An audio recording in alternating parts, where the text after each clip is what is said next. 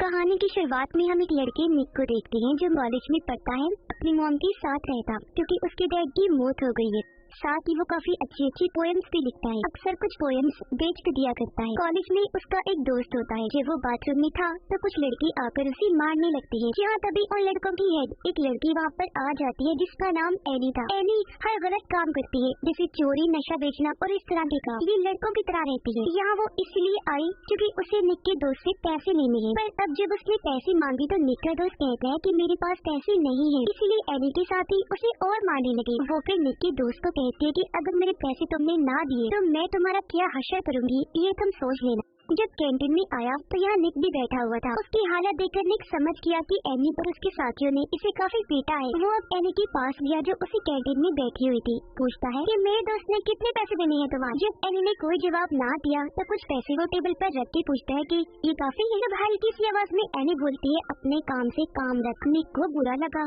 इसलिए पलट कर उसने भी कहा कि तुम एक टूटी हुई बिगड़ी लड़की हो, साथ ही लूजर भी।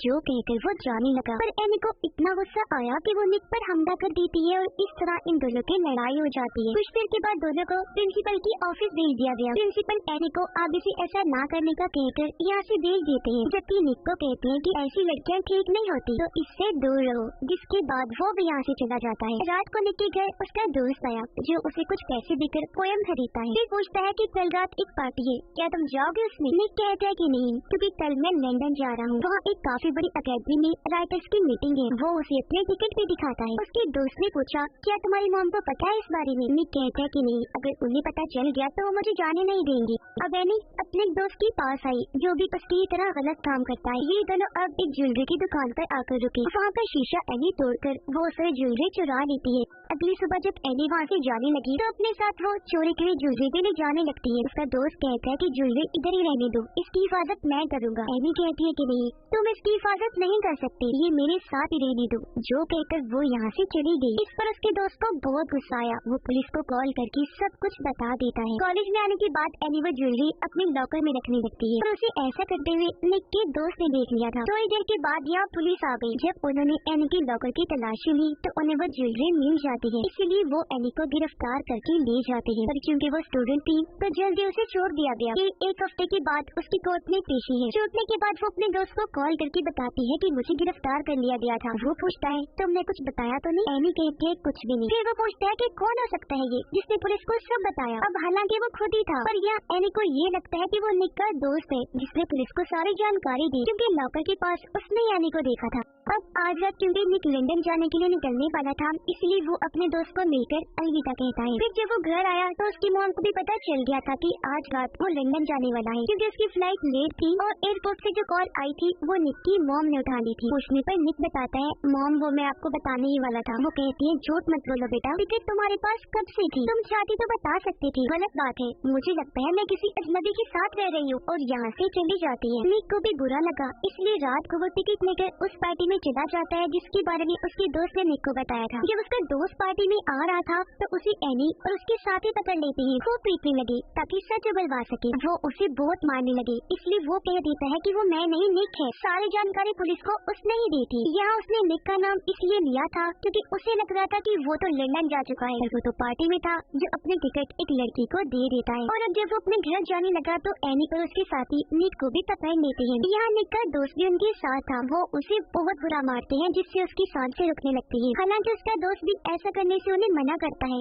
मगर वो नहीं रुकते। ये सब देखकर उसका दोस्त काफी दुखी हो गया क्योंकि उसे लग रहा था कि निक मर गया है। ये अब उसे एक सुनसान जगह पर छोड़कर यहाँ से चले जाते हैं। एनी तो अपने दोस्त के पास आ गई, उसे बता देती है कि मेरे हाथों निक का खून हो गया है। उसका दोस्त कहता है कि तुम जाओ यहाँ से, क्यों आई हो यहाँ। जो सुनकर हालांकि एनी को बुरा तो लगा, लेकिन वो यहाँ से चली जाती है। अगले दिन निक बाकी बच्चों के साथ क्लास में बैठा हुआ था। टीचर क्लास में आकर सब बच्चों से एक सवाल पूछती है जिसका जवाब निक के अलावा किसी को भी नहीं आता था। वो खड़ा होकर जवाब देता है, लेकिन हैरत उसकी आवाज टीचर और बच्चे सुन नहीं पाते। निक को भी अजीब लगा। वो पूछता है कि यहाँ पर क्या हो रहा है, क्या तुम लोग मेरा मजाक बना रहे हो। जो कहकर वो उठा, जोर जोर से चिल्लाने लगा।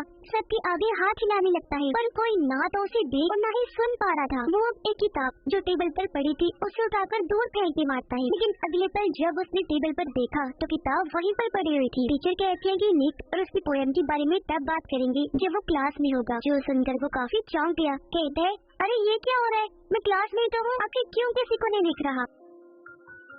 वो अब प्रिंसिपल के ऑफिस में जाकर फोन उठाता है, अपनी मॉम को कॉल करने लगता है। तभी प्रिंसिपल भी आ गई, फोन की घंटी बजने लगती है। असल में निक को ये लग रहा था कि फोन मेरे हाथ में है, पर वो तो अपनी जगह पर ही पड़ा हुआ था। और अब प्रिंसिपल जब फोन उठाते हैं तो कॉल पे निक की मॉम थी। वो उसे पूछती है क्या निक क्लास में है, जिस पर प्रिंसिपल फोन वहीं रख दी निक को क्लास में चेक करने चले जाते हैं। और अब वो यहाँ से बातचीत जारी रखता है, पर तभी एक लड़की से टकरा गया जिससे वो नीचे गिर जाती है। लेकिन अब जब उसने दोबारा देखा तो लड़की अपने रास्ते आगे बढ़ने लगी, यानी वो गिरी ही नहीं थी। वो यहाँ से भागकर सीधा अपने घर आया, जहाँ उसकी मॉम के साथ एक डिटेक्टिव होता है जो उसके कमरे की तलाशी ले रहा था ताकि यहाँ से कोई काम की चीज मिल सके। लेकिन उन्हें निक के बारे में कोई सुराग नहीं मिलता। इधर भी निक उन्हें नजर नहीं आ रहा था, जबकि वो सबको देख और सुन भी सकता था। अब ये डिटेक्टिव यहाँ से सीधा एनी के पास गया, क्योंकि कल ही उसके साथ निक की लड़ाई हुई थी। डिटेक्टिव उसे कहते हैं कि तुम्हें पकड़वाने के लिए पुलिस स्टेशन में किसी ने कॉल की थी, क्या वो निक था? एनी बोली कि मुझे नहीं पता, मैं तो अपने दोस्त के साथ थी उस वक्त। जो कहकर डिटेक्टिव यहाँ से चला जाता है। निक ने क्योंकि ये सारी बातें सुन ली थी, इसलिए वो एनी से पूछता है यार तुमने बस मुझे इसलिए मारा क्योंकि तुम्हें लग रहा था कि पुलिस को सारी जानकारी मैंने दी। जो कहकर वो एनी को धक्का देकर चेस्ट से नीचे गिरा देता है। पर अगले ही पल उसने देखा कि ये सिर्फ मुझे लग रहा है, ऐसा कुछ हुआ ही नहीं, क्योंकि एनी तो अभी भी उसके पास ही खड़ी हुई थी। जिसके बाद निक यहाँ से अपने घर आया। वो एक कमरे में लेटा हुआ था तो उसकी मॉम आई, जो निक की डायरी से उसकी पोएम को पढ़ने लगती है, पर बीच में ही छोड़कर वो यहाँ से चली गई। तभी निक के कंधे पर एक चिड़िया आकर बैठ जाती है। वो उसे वहाँ से हटाकर हाथ में पकड़ लेता है। इस बात से निक को बहुत खुशी हुई, क्योंकि जो हालात उसके साथ हो रहे थे उनमें से ये पहले चीज थी जिससे वो हाथ लगा सकता था। अब तभी उसकी नजर सामने पड़ी। उसने देखा कि जो चिड़िया इस वक्त मेरे हाथ में है वो तो सामने गिरी पड़ी है, जख्मी होने की वजह से तड़प रही है, क्योंकि जल्द ही मरने वाली थी। और अब अगले ही पल वो मर जाती है, जिसके साथ ही निक के हाथ से भी गायब हो जाती है। तब ये देखकर वो सारी बात समझ जाता है, यानी उसे पता चल गया था कि मैं अभी भी जिंदा हूँ, बस मेरी आत्मा मेरे जिस्म से बाहर निकल आई है। यानी मैं जिंदगी और मौत के बीच ही उस जगह पर हूँ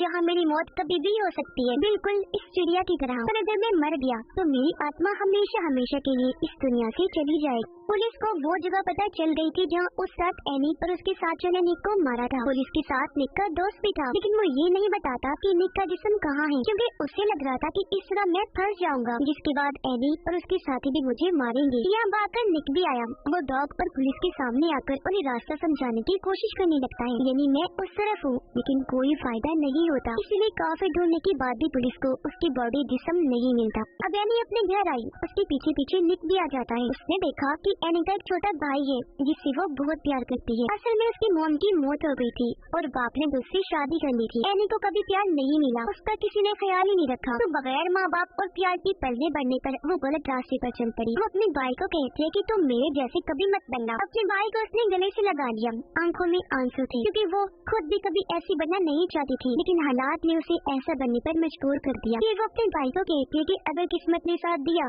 मुझे मौका मिला, तो मैं एक अच्छा काम जरूर करूँगी ताकि तुम्हें मुझ पर फख्र हो। अब एनी के उसी दोस्त के पास डिटेक्टिव आया, कहता है कि उस रात एनी ने तुम्हें जेल से कॉल की थी जब उसने ज्वेलरी चुराई, तो क्या उस रात वो तुम्हारे साथ थी? इस पर वो किसी मुसीबत में ना फंसे, इसलिए ना चाहते हुए भी उसे इस केस में आना पड़ता है। वो निक के दोस्त को अगवा करके उसे पूछता है कि बताओ तुमने निक की बॉडी को कहाँ रखा है, जिस पर निक का दोस्त उसे उस जगह पर ले जाता है। तब एनी का दोस्त बॉडी को वहाँ से कहीं और शिफ्ट करवा देता है, ताकि अगर पुलिस को कोई बताना भी चाहे तो पुलिस को कभी भी बॉडी ना मिले। जिसके बाद वो एनी को मारने का प्लान बनाता है। वो उसे मिलने के लिए बुलाता है। इससे पहले वो उसकी जान लेता, एनी गन छीनकर उसी पर तान देती है। तभी यहाँ पुलिस भी आ गई। तब सही सलामत एनी यहाँ से निकलने में कामयाब रही। वो जब भाग रही थी तो निक उसे कहता है मत भागो एनी, वो तुम्हें पकड़ लेंगे। तब पलटकर एनी कहती है कभी नहीं, और यहाँ से भाग गई। ये सुनकर निक को काफी हैरत हुई, क्योंकि एनी उसे सुन सकती थी। और अब जब वो बैठी थी तो निक उसके पास आकर कहता है कि मैं जानता हूँ एनी, तुम मुझे सुन सकती हो, मैं तुम्हारे आस पास ही हूँ, क्योंकि मैं अभी जिंदा हूँ, बच सकता हूँ। तुम बस पुलिस को बता दो कि मेरी बॉडी कहाँ है। अपने किए पर एनी उससे माफी मांगती है। फिर उसे वहाँ ले जाने लगी जहाँ इन्होंने निक की बॉडी को रखा था। पर जाहिर है इधर वो नहीं थी, क्योंकि एनी के दोस्त ने वो कहीं और फेंकवा दी थी। पर यहाँ इन्हें च्युइंगम का रैपर मिल जाता है जो निक का दोस्त खाया करता था, जिससे दोनों समझ गए कि बॉडी यहाँ से गायब होने में निक के दोस्त का भी हाथ है। इसलिए अब एनी उसके दोस्त को पकड़ लेती है, मार मार कर पूछती है कि बताओ निक कहाँ है। उसकी बॉडी वहाँ पर नहीं है जहाँ वो रखी थी, जिस पर अब वो एनी को सारी बात सच सच बता देता है। कहता है एनी, ये तुम सोच रही हो वैसा कभी हुआ ही नहीं था। तुम उस रात मार मार कर मुझसे नाम उगलवाना चाहती थी। तब मैंने बिना सोचे निक का नाम इसलिए नहीं दिया क्योंकि मुझे लग रहा था कि वो लंदन गया है, पर वो नहीं गया, इधर ही था। और ऐसा कभी हुआ ही नहीं कि उसने पुलिस को सारी जानकारी दी। और नहीं, मैंने पुलिस को बताया था। और हाँ, वहाँ से निक की बॉडी मैंने नहीं, तुम्हारे दोस्त ने हटाई थी, क्योंकि सारे फसाद की जड़ वो है। उसने पुलिस को कॉल करके तुम्हारे बारे में बताया था, जो सुनकर एनी काफी चौंक गई। सच जानकर हैरत तो उसे हो रही थी, साथ साथ उसे दुख भी था। और अब वो यहाँ से सीधा अपने दोस्त के पास गई। गन पॉइंट पर उसे लेकर कहती है कि मैं तुम्हारा सारा सच जान रही हूँ, अब बताओ मुझे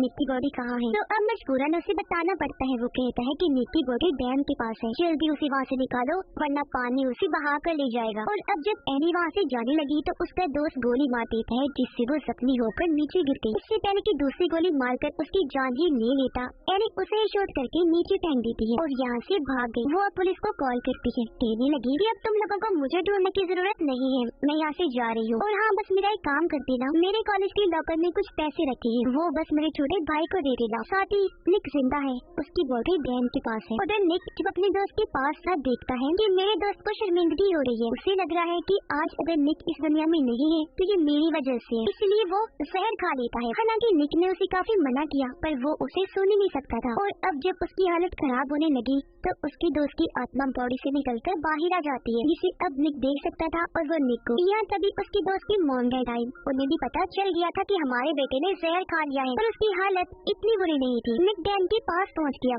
जल्दी उसे अपनी बॉडी मिल भी जाती है और तभी डैम से भी पानी आना शुरू हो जाता है। इसीलिए वो अपनी बॉडी को उठाकर ले जाने लगा, लेकिन वो खुद अपनी बॉडी को नहीं उठा सकता था। वो मदद के लिए चिल्लाता है, पर कोई भी उसकी आवाज को नहीं सुनता, आस पास कोई था भी नहीं। और अब तभी यहाँ डिटेक्टिव, निक की मॉम और बाकी सब भी आ जाती है। पुलिस ने डैम बंद करवा दिया। जैसे उसकी बॉडी मिली फौरन उसे हॉस्पिटल ले जाती है, लेकिन उसकी हालत बहुत ज्यादा खराब थी। उधर एनी भी पुलिस से बचते हुए किसी तरह हॉस्पिटल पहुँच जाती है, जहाँ उसके साथ साथ निक की आत्मा भी थी। इससे पहले एनी अंदर जाकर निक से मिल पाती, वार्ड के बाहर जहाँ निक की मॉम बैठी थी वो उसे देख लेती है। उन्हें गुस्सा तो था ही, इसलिए वो एनी के मुँह पर जोरदार थप्पड़ मार देती है। कहने लगी कि आज निक की जो भी हालत है तुम्हारी वजह से है। निक को बुरा लगा, वो जोर से चिल्लाते हैं, मॉम या क्या कर रही है? पर मॉम ने नहीं सुना। एनी कहती है कोई बात नहीं, वो तुमसे प्यार करती है इसीलिए गुस्सा है। निक की मॉम पूछती है ये तुम क्या कह रही हो? तब वो बता देती है कि निक यहीं पर है मेरे आसपास। निक की मॉम कहती है मगर मुझे तुम्हारी बातों पर यकीन नहीं है, अगर तुम सच कह रही हो तो साबित करो। तब निक एनी को कहता है कि मॉम को बताओ कि मेरे गायब होने के बाद आप मेरे कमरे में आई, आपने मेरी डायरी से जिंदगी में पहली बार मेरी पोयम पढ़ी, फिर उसे बीच में अधूरा ही छोड़कर यहाँ से चली गई क्योंकि आप वो पढ़ के जज्बाती हो गई थी। और अब एनी के जरिए निक अपनी मॉम को कहता है कि